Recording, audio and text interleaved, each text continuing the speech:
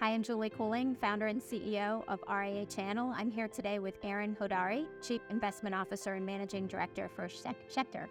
Aaron, thanks so much for being with me today. Thank you, Julie. Glad to be here. So tell us a little bit about the history. Yeah, so Schechter was started initially in 1939 in the life insurance advisory space. And for the first 70 years of the firm's existence, that's where they operated. About 10 years ago, in the end of 2013, Mark Schechter decided that he wanted to expand the offering that we could bring to our clients into the wealth management space. And so we formally launched Schechter Investment Advisors. I think our first year was 2014. I came over with two other individuals who had been in the industry as well, and we launched it. And 10 years later, we've grown to about $3.1 billion in assets. We have 84 teammates across the country, across our business lines, and it's been a lot of fun. So what's led to your growth? So I would say from the start, we built the business to be a very high service offering where the staff, if we have an advisor, that advisor is typically supported by five, six, seven operations, technology, service-oriented people. And so in our DNA, I think it's always been to deliver a great client experience. And as you know, in our early days, when we would win a client, we would give everything to that client to give them a great experience. We still do that today, but I would say that as we've been in the business for longer, our reputation both in our local market as well as nationally, people are more familiar with the brand. And the referrals and the ability for us to leverage the good experiences our clients were having into client referrals has really increased. The other thing, so client service, we're a financial planning focused firm. And so when we work with our clients, it's not, let me show you an investment. Obviously, we think the investments are important, but in the financial planning industry, it's planning, right? It's helping clients achieve their financial goals. And I think that steadfast commitment to a planning focus has led to great outcomes and relationships. And then lastly, we are big users of alternatives. And I think, we are seeing very fast industry adoption right now. However, it's still low. Right? And our expertise and usage and experience with alternatives, I think, has also led to great client experiences as well as more referrals from clients who know that maybe some of their other friends might be looking for the type of portfolios we build and the type of client experience we provide. And then last thing I just want to say, which I think is, I don't hear a lot of people talk about this as a growth engine, but we made a big commitment about 5 years ago to invest in client reporting. And we brought on, one of the software providers, invested heavily in our own internal team to make that experience for clients transparent, updated daily, benchmarked. It provides a level of trust and transparency that I think that sometimes is lacking from the current historical reporting regime within the industry. Right, absolutely.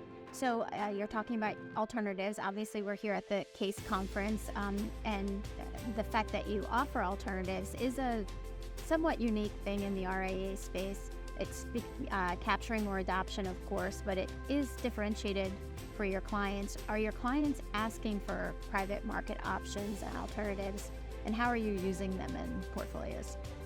So it's core to our DNA of asset allocation.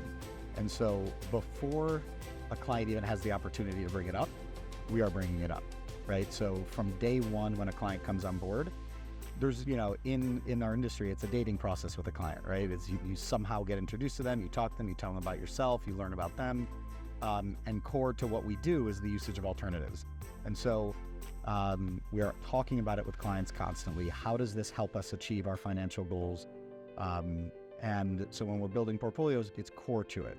Now, my opinion, and from kind of the data we see from working with our clients, is our clients enjoy that exposure.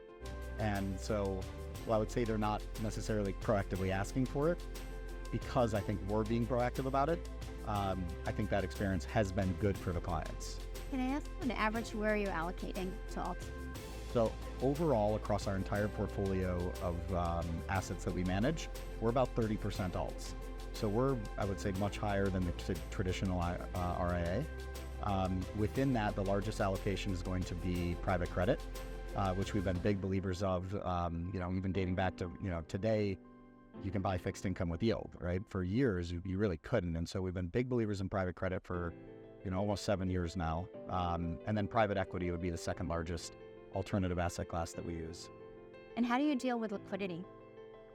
Well, I would say the industry did a huge favor for us in the evolution of the industry in dealing with liquidity. So I always say when we first started allocating to private credit, it was locked up drawdown funds, right? 7 to 10 years. And this is specific to private credit. But industry innovation and product innovation from the managers who are hearing what the demands of the high net worth community are, has really advanced to the point where today, while not daily liquid, the liquidity in general for the private credit markets has become much more investor and high net worth investor friendly, which is better for the advisors managing the portfolios and for the clients in being invested in those. And I'll say that even if it's okay for a client based on their financial profile to be locked up for 7-10 years, and even if they have no intention of ever selling it, for a client who's never invested in alternatives before, to know that if for some reason they don't love that allocation or something changes, the ability to pivot and move gives them a lot of comfort as they're first starting their journey as an investor in alternatives. And what area do you think is most interesting for 2024? I think I said this last year and I still feel it. The bond market in general is just, I've talked to managers and other advisors and people can't make sense of it, right? You have some people calling for interest rates to continue going up. You have some people calling for interest rates to stay higher for longer. You have some people saying Fed's going to be cutting next year. And so even if you use alternatives, typically every client has bonds in their portfolio, and thinking creatively and about how to use the fixed income markets in your client portfolios. And they intersect with the alternative world too, right? Private equity firms and private credit firms are using leverage. And so the interest rate environment is very complex right now.